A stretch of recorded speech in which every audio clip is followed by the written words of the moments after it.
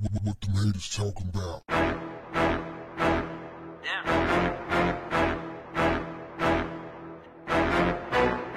What's up, family? Monique has set it off. What did Monique do? Well, it's more like what she said. Monique dropped a video on social media where she expressed her displeasure with black women and girls who walk around in public wearing bonnets, slippers, headscarves, and pajamas, and other items that are supposed to be worn in the home, in private. Now, somebody pointed out immediately that, well, black women aren't the only people that do this. Other people do it too. Monique made it clear that I'm talking about us. Monique said, when did we lose our pride? Now, you know, it was people out there in the internet world was not going to stand for that. Wasn't just going to lay back and accept Monique's unsolicited advice, especially when Monique has gotten on stage cussing and stuff, and talking about all kinds of vulgar things, and now she's talking about being a queen and stuff like that. Let me tell you something, fam. It's very important for us to understand this. The truth don't care who tell it. If you hear the truth, it is incumbent upon you to adhere to it. If I stick my hand in the fire and burn my hand, and I see you getting ready to do the same thing, shouldn't I warn you, yo, if I care about you, right? Shouldn't I warn you, yo, you don't want to do that, man. That shit burn. I just got burned. Man, you got some nerve telling me don't stick my hand in that. Didn't you stick your hand in that? You got burned, man. You're a hypocrite. That's kind of how we sound, fam. Now, there were people who were saying that Monique was out of pocket because she gave this advice wearing a robe, telling people about how to present themselves in public. But Monique was not in public. She was in her home. Now, I understand it, but she still was presenting herself to the world, basically, millions of people. And I get that. But that's besides the point, fam. That ain't really a bone of contention here, fam. We're talking about what is the truth. Now, of course, I'm a man, so I can't relate to those words. Those words won't have the exact same impact on me as they would a female. You did? But I do feel like the way Monique prefaced the video, that I believe she was coming from a place of love, because she started off, she said, look, it took me a while to make this video. This is the first video. She said, it took me a while to make this video because I wanted to make sure that I was coming from a place of love. Now, I've heard Monique go in on people and she don't preface nothing. She just go right on in.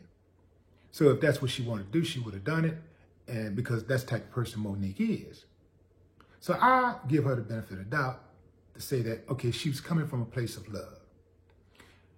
Now, people took exception to the video.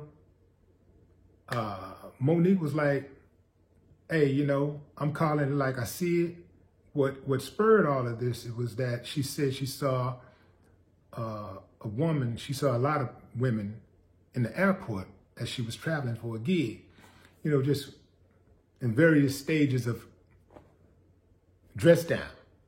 So, you know, it kind of, you know, it disturbed her soul. So she spoke on it. So people started dragging her. Most people were taking her side, but there were some people that took exception to it. And they called her out about her past stand-up comedy and her vulgarity and stuff like that. And then there were people that were saying, well, you know, as long as you ain't hurt nobody, you know, you can wear what you want to wear and do what you want to do, whatever. But fam, I disagree with that statement. You know, the way you dress, the way you present yourself says a lot about your representation. It says a lot about your image. And so if it didn't, we wouldn't get dressed all up to go to the club. A lot of times I've seen women in public with scarves on or whatever, or a bonnet or whatever, and whether they looking at me or they checking out some other dude or they see a person or somebody else, I see them and I notice them try to straighten themselves up a little bit. Like they got that look on their face like, oh shit, I ain't think nobody was gonna see me. After some people took exception to Monique's first video, she made a second video, a follow-up, where she doubled down. Monique said, look, I said what I said, and I'm not taking it back. I still love you. And I'm thankful that I had somebody who loved me, who cared enough about me to tell me the truth. She said she had a show one night and she was going through it. Patti LaBelle told her, get yourself together. She said she didn't sugarcoat it. She told her straight up, get yourself together. And then she said that Margaret Avery once called her dressing room and told her, baby, you need to get some more of that weight off. She told her straight up. I know that could be harsh words. Now, you know you don't tell no big person they need to lose weight. Man, you get your head knocked off, man. You know? That black woman? Oh, man, you don't say nothing like that, man. That could be an attempted murder charge, you know? So, Monique said that she could have took it the other way, but she knew that them women was what they were saying out of love. And she took it to heart, and it made her a better person because of it. In my own life, my uncle, who I despised, gave me some information when I was going through it with Rap-A-Lot and Ghetto Boys. And I wasn't trying to hear nothing. Man, I was in beast mode. Two other people that I respected gave me the exact same advice that he gave me. But it wasn't until he gave it to me that I really snapped, because in all my life, he had never given me any life advice. So when he said it, and he was a drunk, when he said it, I was like, well, damn, maybe it's something to that, and maybe I am tripping. I think I might be tripping. I took that information to heart, and it made me a better person. It changed my life. So what I'm saying, fam, is that sometimes we may not want to hear criticism, but sometimes criticism can be good, even if it is said not with love. Even when it's not said with love, right? Criticism can make you a better person. Detractors can make you a better person. Because sometimes they see things that the people who love you don't even see. Now, I feel like Monique came from a place of love. But there are times when people might say something bad about you, and it could actually put your hustle game into overdrive and make you analyze yourself, take inventory of your life, and you be like, oh, man, maybe they are on to something. Okay, let me fix that right there. Yeah, I bet they won't be able to say that next time. You dig what I'm saying?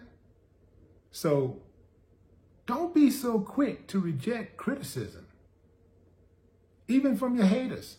Sometimes you can use it to your benefit to make them hate you even more. And ultimately, fam, you know how we do this. The truth don't care who tell it. If nothing else, Monique has started a very interesting discussion that I hope continues, because I know that women listen to women, and men listen to men. If a man had said what Monique said, oh man, it'd be all over him. The criticism would have been 1,000-fold. Whatever criticism Monique had received, it would have been 1,000-fold. That's because when a man tries to give a woman advice, a lot of times the woman feels like he has an ulterior motive because he's a man. Likewise, if a woman tries to give a man advice about life or whatever, he oftentimes thinks that she has an ulterior motive because she's a woman. Like, hey, you know, you want me to behave this way or whatever because you have something to gain. You want me to give up something so you can gain something. So we got this like trust issue thing that we have to get over. Now, I listen to women and men. As long as it's good advice, you know, I'll listen. Hell, I'll listen if it's bad advice, because I don't know if it's bad advice until I hear what you got to say, right? On another note,